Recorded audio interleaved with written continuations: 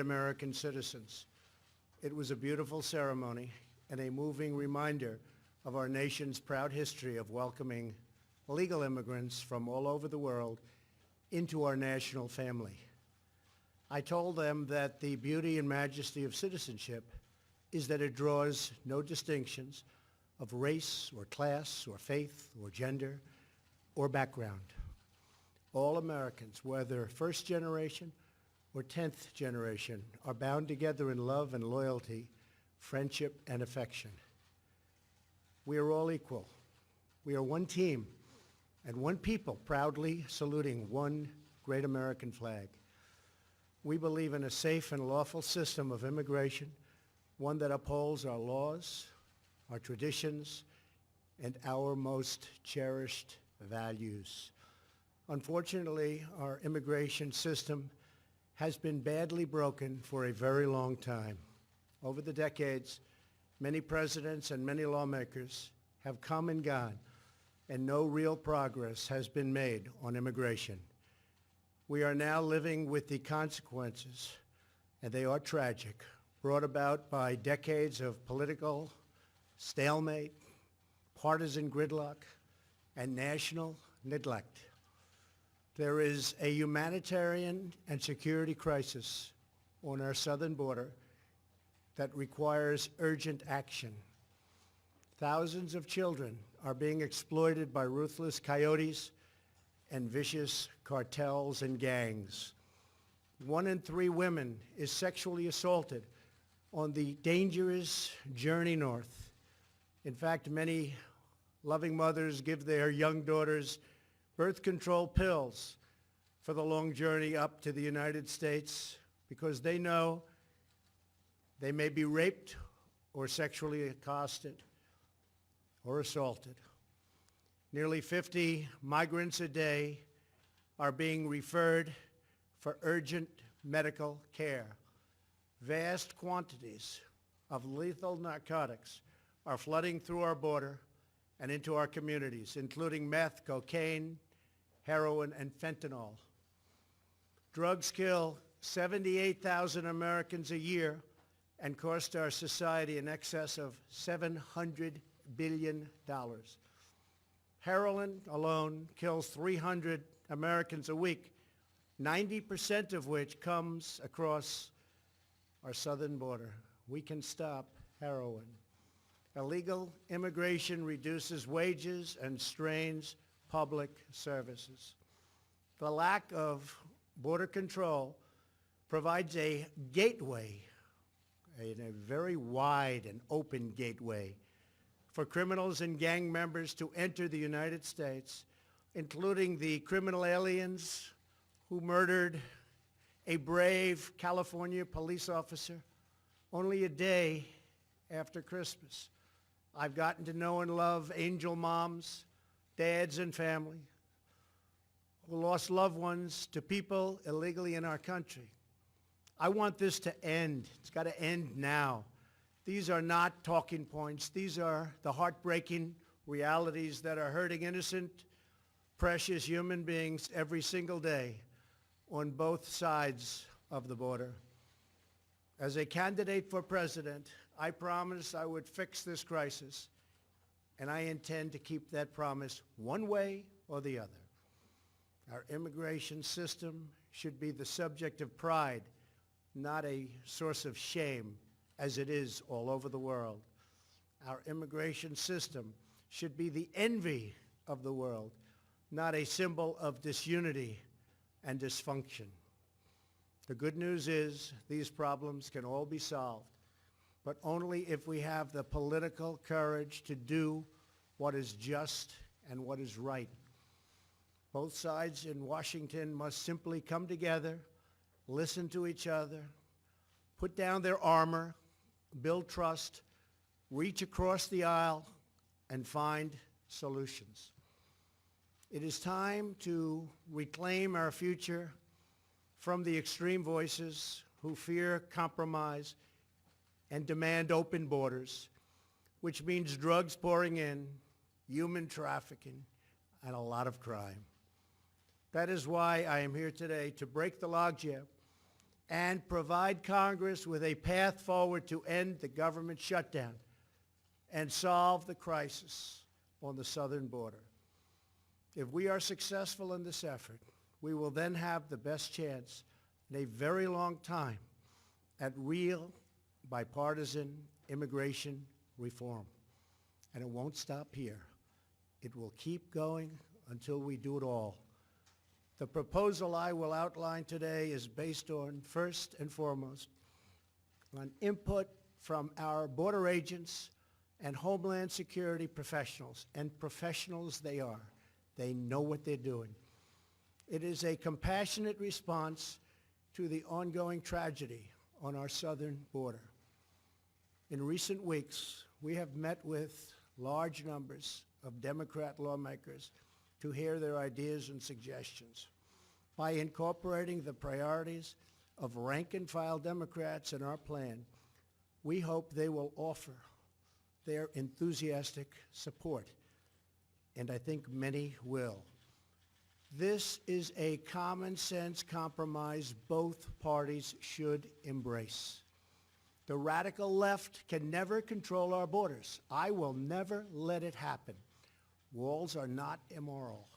In fact, they are the opposite of immoral because they will save many lives and stop drugs from pouring into our country. Our plan includes the following: $800 million in urgent humanitarian assistance, $805 million for drug detection technology to help secure our ports of entry, an additional 2,750 border agents and law enforcement professionals, 75 new immigration judge teams to reduce the court backlog of, believe it or not, almost 900,000 cases. However, the whole concept of having lengthy trials for anyone who sets one foot in our country unlawfully must be changed by Congress. It is unsustainable. It is ridiculous. Few places in the world would even consider such an impossible nightmare. Our plan includes critical measures to protect migrant children from exploitation and abuse. This includes a new system to allow Central American minors to apply for asylum in their home countries and reform to promote family reunification for unaccompanied children, thousands of whom wind up on our border doorstep. To physically secure our border, the plan includes $5.7 billion for a strategic deployment of physical barriers, or a wall. This is not a 2,000-mile concrete structure from sea to sea. These are steel barriers in high-priority locations. Much of the border is already protected by natural barriers such as mountains and water. We already have many miles of barrier, including 115 miles that we are currently building or under contract. It will be done quickly. Our request will add another 230 miles this year in the areas our border agents most urgently need. It will have an unbelievable impact. If we build a powerful and fully designed see-through steel barrier on our southern border, the crime rate and drug problem in our country would be quickly and greatly reduced. Some say it could be cut in half. Because these criminals, drug smugglers, gangs, and traffickers do not stop at our border. They permeate throughout our country, and they end up in some places where you'd least expect them. They go all over our country. A steel barrier will help us stop illegal immigration while safely directing commerce to our lawful ports of entry. Many of these security ideas have been proposed by Democrats themselves, and all of them have been supported by Democrats in the past, including a physical barrier wall or fence. Furthermore, in order to build the trust and goodwill necessary to begin real immigration reform, there are two more elements to my plan. Number one is 3 years of legislative relief for 700,000 DACA recipients brought here unlawfully by their parents at a young age many years ago. This extension will give them access to work permits, Social Security numbers, and protection from deportation, most importantly. Secondly, our proposal provides a 3-year extension of temporary protected status, or TPS. This means that 300,000 immigrants whose protected status is facing expiration will now have 3 more years of certainty so that Congress can work on a larger immigration deal, which everybody wants, Republicans and Democrats. And our farmers and vineyards won't be affected because lawful and regulated entry into our country will be easy and consistent. That is our plan. Border security, DACA, TPS, and many other things. Straightforward, fair, reasonable, and common sense with lots of compromise. Senate Majority Leader Mitch McConnell has pledged to bring this bill to a vote this week in the United States Senate. Our proposal is not intended to solve all of our immigration challenges. This plan solves the immediate crisis, and it is a horrible crisis. It is a humanitarian crisis like we rarely see in our country. And it provides humanitarian relief, delivers real border security, and immediately reopens our federal government. If we are successful in this effort, then we can start the border project of remaking our immigration system for the 21st century. Once the government is open and we have made a down payment on border security and immigration reform starts to happen, I plan to convene weekly bipartisan meetings at the White House so we can do a finished product, a great product, a product that we can all be proud of having to do with that elusive immigration problem. Whatever we do, I can promise you this: I will never forget that my first duty and ultimate loyalty is to you, the American people.